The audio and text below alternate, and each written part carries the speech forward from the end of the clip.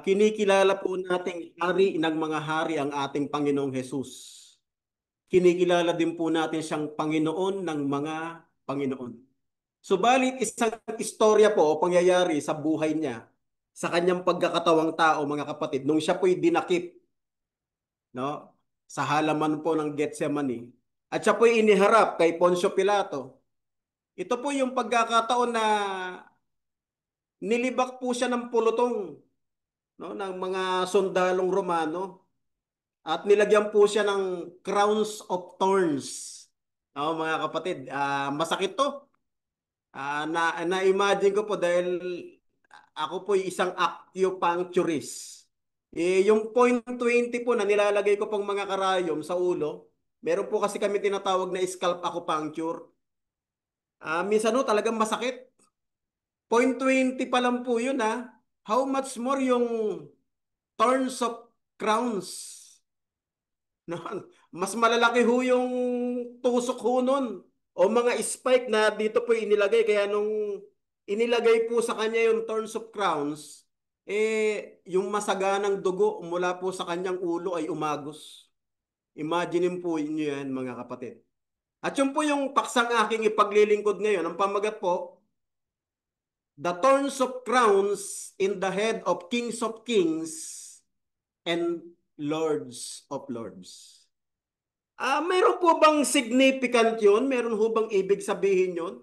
May kahulugan po ba yun? O yun po'y ginawa lamang ng mga pulutong, no? Na nasa ilalim po ng pamamahala ng gobernador na si Poncio Pilato para po siya'y libakin o tuyain. Yun ho ba'y may iba pang kahulugan ayon sa banal na kasulatan? Sapagkat tuwing dumarating po yung mahal na araw, mga kapatid, naalala ko nung ako po'y maliit pa, sa Bicol, pagka meron hong penitensya, isa ho yan sa nilalagay. Doon sa mga nagpepenitensya, yung crowns of thorns. No, mga kapatid, bilang pagpapakita ng kanilang penitensya. No? Kaya, tunghayan ko po yung aking pinagkuha ng Bible verse. Ito po yung makikita natin in the book of Matthew, chapter 27, verse 29. Ganito po nakasulat. Ito po yung hinango ko sa NIV version. Ang sabi po rito, and then twisted together a crown of thorns and set it on his head. No, ito po'y isang uri ng paglibak. Ito po'y isang uri ng pagmak o pagtuya sa wikang Tagalog na mas mababa. Biruin mo kasi ang tawag sa kanya, hari ng mga Hudyo.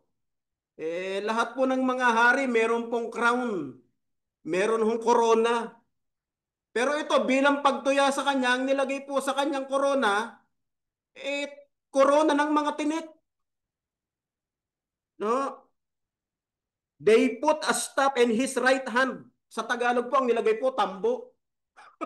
Birang talagang insulto. No, mga kapatid? Mamaya basahin ko po yun ha. Then they knelt in front of him and mocked him. No, hindi po yung pagluhod para magbigay galang, kundi yung pagluhod para po siya alipustain at tuyain o insultuhin sa isa pang mas mababaw na Tagalog, no? Saying, "Hail King of the Jews," they said. Sa Tagalog po ito po nakasulat. At sila'y nagkama-kama ng isang putong ng tinik at ipinutong sa kanyang ulo at inilagay sa kanyang kanang kamay niya ang isang tambo. No? Ang nilagay pala isang tambo, no, mga kapatid. At sila'y nagsiluhod sa harap niya at siya'y kanilang nilibak na nagsagsabi, "Magalak, hari ng mga Hudyo." Yan ho ba'y ginawa lamang nila upang tuyain, no? Para siya'y hiyain, para siya'y lapastanganin? O meron po yan sinisimbolo o pakahulugan ayon sa banal na kasulatan? So babalik po tayo, pababain natin ang pababain. Balik kumbaga sa timeline, kung nanonood kayo ng Flying House o yung Superbook nung araw, yun ang usong-uso eh. Mga Bible story yan. So nagbabalik loob, para sila nagta-time travel. Balik tayo doon sa The Fall of Men. Yung unang-unang pagkakasala ng tao sa kautusan ng Diyos. Ito po yung babalikan lang po natin ha. In Genesis chapter 3, verse 17 and kasama po natin yung verse 18. Ito po kinuha ko na po sa NIV version. Yung una muna, to the snake, tapos pangalawa to the woman, yung curse, this is the curse. So yung pangatlo po ay yung lalaki. Sapagkat sa history po mga kapatid, ang pinagbilinan po ng Diyos na huwag kayong kakain ng bunga ng pagkaalam ng mabuti at ng masama, eh wala pong iba kundi ang lalaki. Magkaliwanagan muna tayo rito, no? Ang pinagbilinan sapagkat wala pa ho si Eva nun eh. Hindi pa siya nililikha. Ang nauna po, lalaki ang unang nilagay po sa halamanan ng Eden. Sa lalaki po sinabi ng Diyos direkta, sa lahat ng punong kahoy makakakain kayo. Datapwat sa punong kahoy ng pagkaalam ng mabuti at ng masama, hindi ho mansana siya na. Kasi iba, mansana so yun. Yan ho'y pagliligaw. No? Huwag kayong kakain na yaon sapagkat walang pagsalang kayo ay mamamatay. 2:16 and 17 ng Genesis, nakasulat po yun. Pwede nyo hong tingnan. No? Ito po sabi, to Adam he said, because, so ito po yung dahilan ha, ang dahilan bakit po sinumpa. Because you listen to the wife o to your wife, naku po, ito popost ko na. Naalala nyo nung nakaraan sinabi ko, nung minsan pong makialam ang babae, when it comes to dominion, when it comes to ruling, no? Nung minsan, ito na po yung minsan na yon, nakialam po yung babae. Kaya po mga kapatid, ito sana po maging maliwanag sa atin. Pagka lalaki at babae, nagpasya na bubukod ng isang pamilya, dapat maging klaro who is the head of the family. Dapat maging malinaw. No? Kaya po nang minsan pong makialam ang babae sa pamumuno, eto na. Eto na ang nangyari. Because you listen to your wife and ate from the tree about which I commanded you, you must not eat from it. No? Curse is on the ground because of you. Sumpain ang lupa. O sa ibang translation, no? Curse on the earth. Yun yung na ibang translation niya. Kaya po mga kapatid, we're living in the cursed earth.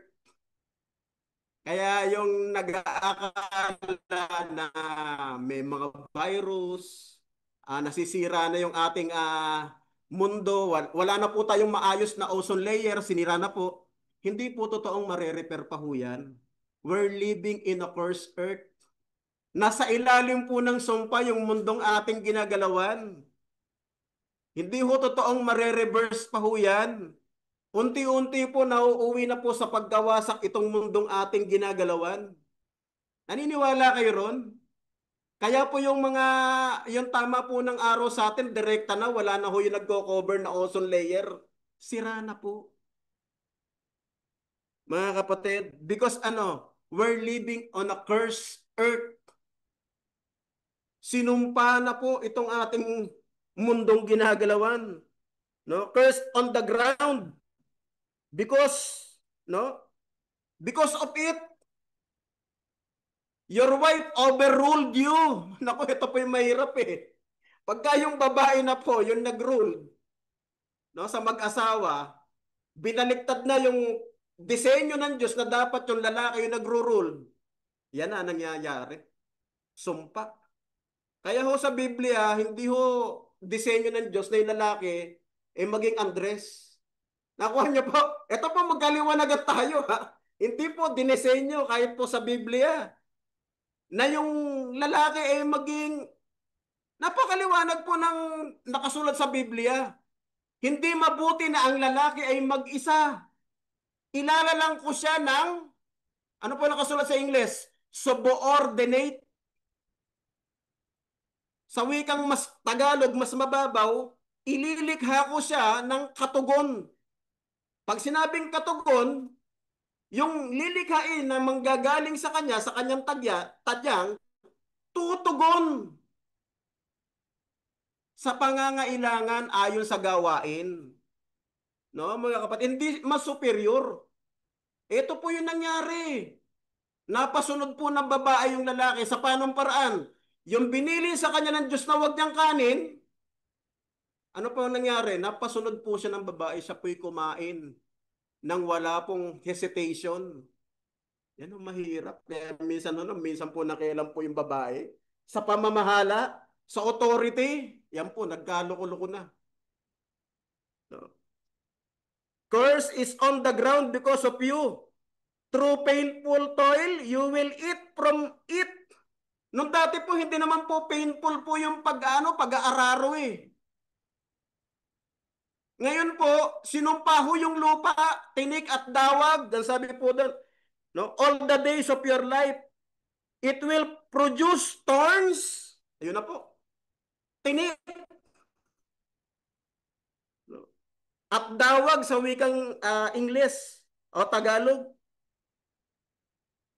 You will eat the plants of the field. Ano po yung palatandaan ng sumpa? Ang tutubo daw po sa lupa, tinik at dawag. Ito po yung nakasulat sa Tagalog eh. At kay Adam ay sinabi, sapagkat iyong dininig, ang linaw sa Tagalog eh. Iyong dininig ang iyong asawa. Alam niyo po sa Hebrew word, ang dininig, shama, yan po yung Hebrew word. At yan po mga kapatid, pag tinignan po natin, 1,158 na ulit-ulit na naisulat sa Biblia, yung dinggin mo, no? Shama, to hear, no? 1,158 times o na beses na isulat ang salitang Shama. Dininig mo yung iyong asawang babae. Ang sabi ko sa iyo, huwag kang kakain. Sapagkat sa araw na ikaw ay kumain, walang pagsalang ikaw ay mamamatay. Parang ang ibig sabihin, sawa ka na ba sa buhay? Bakit gusto kang, bakit ka kumain ng lason? Diba? Parang gano'n yan, diba? Sawa ka na ba mabuhay? Bakit? Eh, ang kinain mo lason eh. Kasi sinabi ng Diyos, sapagkat sa araw na ikaw ay kumain na yaon, walang pagsalang ikaw ay mamamatay. Parang gano'n yan eh. Ayaw mo na bang mabuhay? Parang gano'n eh. Di ba gano'n lang ang ibig sabihin na nun? Parang sawa ka na bang mabuhay? Bakit mo sinunod yung asawa mo? Bakit ka nagpamaniobra sa asawa mong babae? Bakit imbis na ako yung masunod sa buhay mo, ang sinunod mo siya na? Di ba parang dalawang puwersa yan eh. Sinususundin mo, ang sabi ng Diyos, huwag kang kakain na yaon. Pero nung sinabi ng babae, honey, parang ganito, in our time, honey, love, bebe, kain ka. Without hesitation, kumain siya. Kaya ang sabi niya, sapagkat iyong dininig, yan, ang sabi rito, ang tinig ng iyong asawa at kumain ka. Nakita niyo po yung salitang ito, kumain ka ng bunga ng punong kahoy na aking iniutos sa iyo na sinabi, wag kang kakain niyaon. Kumbaga sa mga kapatid, parang ganito yan eh. Sa isang kumpanya, dapat 'di ba ang pinakamasunod, yung pinakamataas na ranking sa isang kumpanya. Payag kayo doon? Halimbawa, ang pinakamataas na ranking doon is general manager. Halimbawa lang, halimbawa lang tong kwento lo. Isang analogy lang. Oh. Tapos meron sumunod, vice area manager. Eh ang bili ni vice area manager, walang overtime. Walang overtime, marami pa tayong supply. Walang overtime, walang mag-overtime. Eh sinabi ni Vice Area Manager, mag-overtime tayo para maraming para maraming mga nagawang mga kung na kailangan ng company. Oh. Nag-overtime ngayon, ang tanong, sino ho bang mas masusunod? Overall area manager o vice area manager? The same din po ng analogy ng pag-aaral na to. Ang sinabi ng Diyos sa lalaki, huwag kang kakain. Dapat, di ba, yun ang masunod dahil ang Diyos ang lumikha sa kanila eh. Eh, ang sinabi ng asawang babae na nilikha para tumugon lang sa kanya, katugon niya eh, kumain ka. Eh, ang nasunod yung babae. So, ito yung naging outcome. Kaya ho, pagka magpapamilya kayong mga lalaki, kayong mga kabataan na lalaki, dapat maliwanag sa inyo to. Kayo po ang head. Kayo po yung head of the family, lalong-lalo na when it comes to God. Ang mas dapat na madidinig, yung tinig ng Diyos, hindi po yung tinig ng babae. Nalaban po sa kalooban ng Diyos. Dito po naging laban sa kalooban ng Diyos eh. Kasi ang ginawa ng babae, binigyan niya yung lalaki ng pinagbabawal na pagkanin, ng bunga ng punong kahoy, ng pagkaalis, against sa utos ng Diyos. Pero dininig niya, dahil doon, ano sabi? Sumpain ang lupa dahil sa iyo. Kakain ka sa kanya sa pamamagitan ng iyong pagpapagal. Ipopos ko ng iyong pagpapagal. Nung araw po, ang lupa po sa Eden kusang nagbibigay ng bunga ng kanyang pananim. Dahil po sa kasalanan, anong sinabi? Ang naging outcome, kakain ka sa kanya sa pamamagitan ng iyong pagpapagal sa lahat ng mga araw ng iyong buhay. Kinakailangan mo na magpawis, magbanat na ng buto. No? At ang palatandaan po ng sumpa, sabi po sa 18, ang isisibol niyaon sa iyo ay mga tinik at mga dawag at kakain ka ng pananim sa parang. Nakuha niyo po? Eh before po ng curse, balik po natin, before po ng curse, bago po yung sumpa. Ito po, bago po yung sumpa, makikita po natin yan dito po sa Genesis chapter 2. Tingnan po natin before po yung sumpa. Genesis chapter 2. Ito po.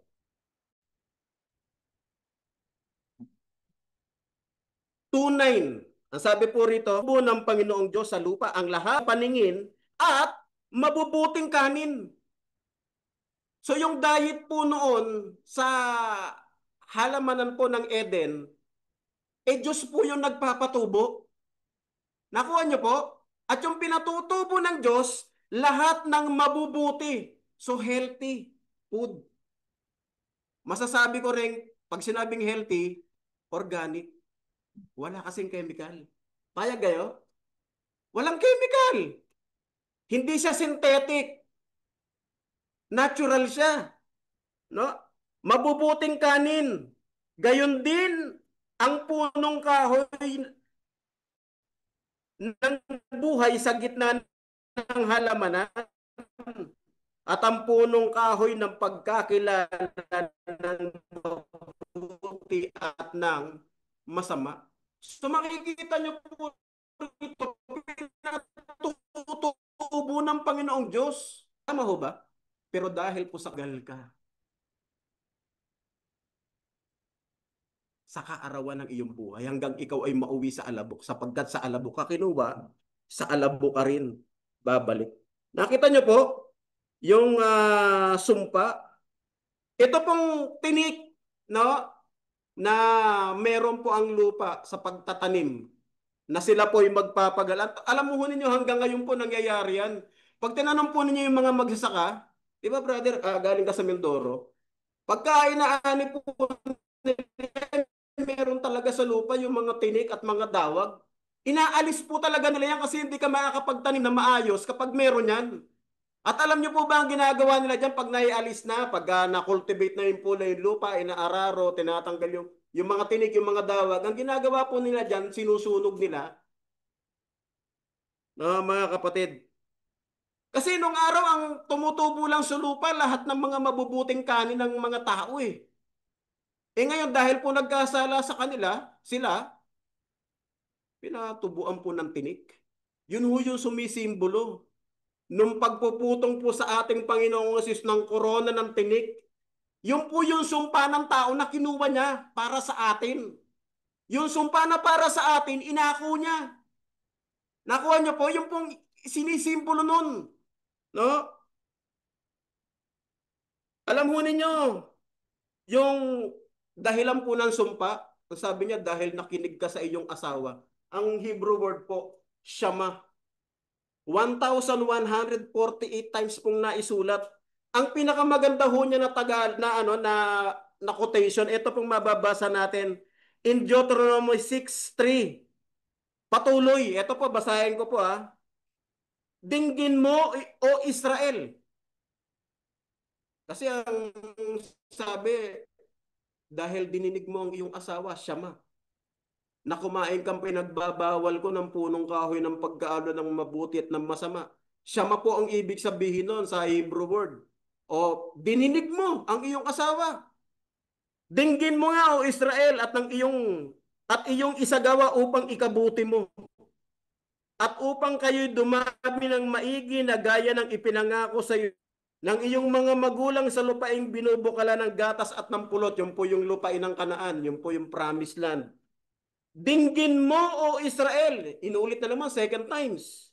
Ang Panginoon nating Diyos ay isang Panginoon. So, ang sino po ang didinggin? Yung lumikha, yung creator, yung Diyos. Si Yahweh. Yung Diyos na pinakamakapangyarihan sa lahat. Siya po yung dapat dinggin. Yung po ang naging dahilan ng pagkakasala ni Adam. Sapagkat dininig mo ang iyong asawa. Naku, eto na. Sumpain ang lupa. Kaya po, bigay na diin na diin ako nun eh. Kaya when it comes to authority, sa pamamahala po ng church, at gayon din po sa kalooban ng Diyos, man's lead po talaga. Whether we like it or not. Sapagkat ang disenyo po ng Diyos, ang una po talagang nilikha ay lalaki. Yung may dominion at may authority, babasahin nyo po yan, lahat po ng nililikha ng Diyos na mga hayop ang nagpapangalan po, lalaki. Dinala ng Diyos ang lahat ng mga nilikha niya sa lalaki at binibigyan niya ng pangalan. At kung ano ang ipangalan ng lalaki, yun ang nagiging pangalan. Yun ay nakasulat sa Biblia eh. So, sino po may dominion? Lalaki. Hindi po babae. Mga kapatid ko. Kaya kung titingnan natin, yung thorns of crown, mga kapatid, na inilagay po sa ulo ng ating Panginoong Kristo. Babalikan ko puli po yun. No? Matthew 27.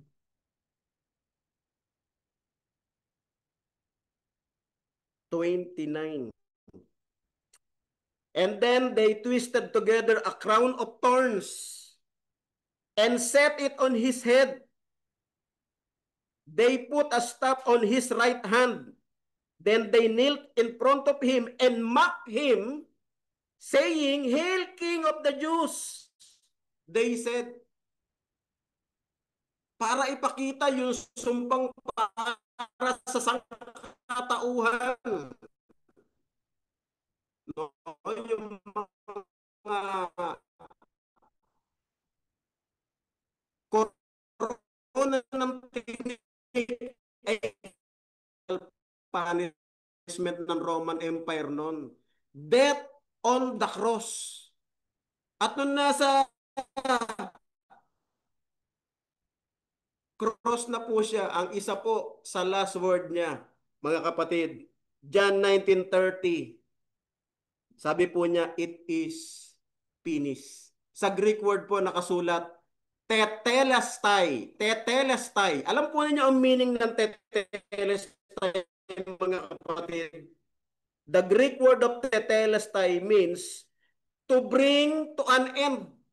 To bring to an end that law or complete. 3 times po yan Sa tatlong uri po yan ng kategorya, ginagamit yung salitang tetelestai sa chapter 19 verse 30 ng John, it is finished.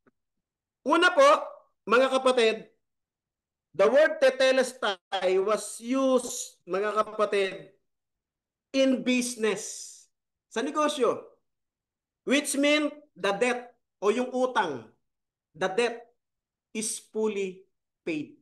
Halimbawa, nangutang ka, magbi-business ako, pwede bang makautang ng halagang 30 mil? Di ba? Bibigyan ka ngayon ng resibo, ito yung utang mo, 30,000, may tubo yan. Ngayon, nung nakapag-produce na siya, nung exact amount, kasama po yung tubo, at naibayad niya doon sa pinag-utangan niya, nagbibigay po yan ng resibo na nakasulat tetelestai. It means the debt is fully paid. Yung pagkakautang mo, buong-buo mo ng lahat na bayaran. Yung po yung isang meaning niya. Yung ikalawa po, mga kapatid, it was used in the judgment court. Kagaya ho ng pinagkakaguluhang isyu ngayon. Sabi ho ng Supreme Court, it is unconstitutional. Di ba? Kasi yung impeachment, dami problema eh. Yun nangyari lang bagyo na meron ng Emong at saka yung isa pa. Dalawang bagyo, daming nasira, daming namatay. Na dapat yun ang pagtutuunan ng pansin. Bakit? Politika. Impeachment ang gustong-gusto nilang mangyari.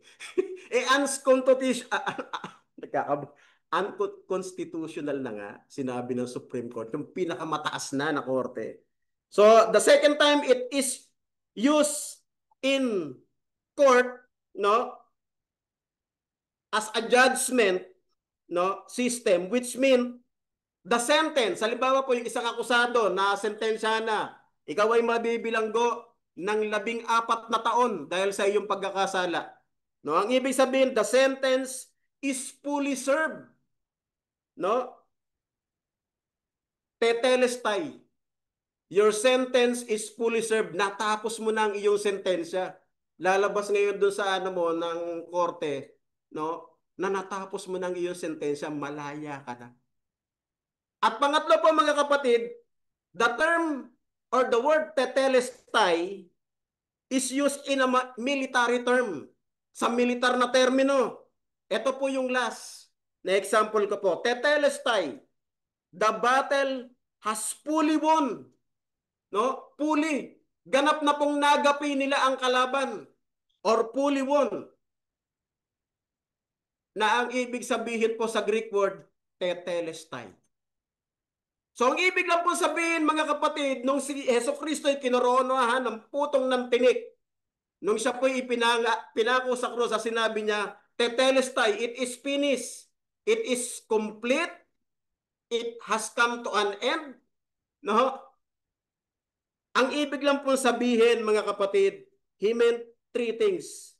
Our debt of sin was fully paid through his death. Ikalawa po, the sentence of punishment and judgment for us that we deserve, no? The time of being in bondage has been fully served. Wow. Tapos na po. Nung nag-33 years old po siya at hinatulan siya ng kamatayan sa krus ng Kalbaryo, tetelestai. Yung sumpa po na para po sa sangkatauhan sa kanilang pagkakasala, it has been fully served according to the judicial court. And last, the battle against the devil and sin. Kasi po, nagtukso, serpent, yung po yung si Satanas. Sabi po, ang matandang ahas, ang matandang dragon. Sabi po sa chapter 12 ng Revelation. Sa Genesis po, serpent lang eh. Pagdating doon sa Revelation, matandang ahas na. Nag-age na. Tama ho ba? The battle against the devil and the sin, tetelestai, has been fully won. Alam mo niyo yung pagkamatay ni Jesucristo sa krus ng Kalbaryo, hindi po kabiguan, kundi po yung triumph at pagtatagumpay. Yung po yung pagdurog sa ulo ni Satanas. No? Rest in the finished work of the cross. nawala na po yung sumpa. Natapos na. It has come to an end. It is fully served. And the victory is sealed, fully won, mga kapatid. Kaya po, sa umagang ito, tetelestai. It is already finished. Thanks to our Lord and Savior, Jesus Christ, Kings of Kings and Lords of Lords. Nawa po, ang mabuting balitang ito ay sumaatin nawang lahat. Isang magandang umaga po sa atin. Thank you po.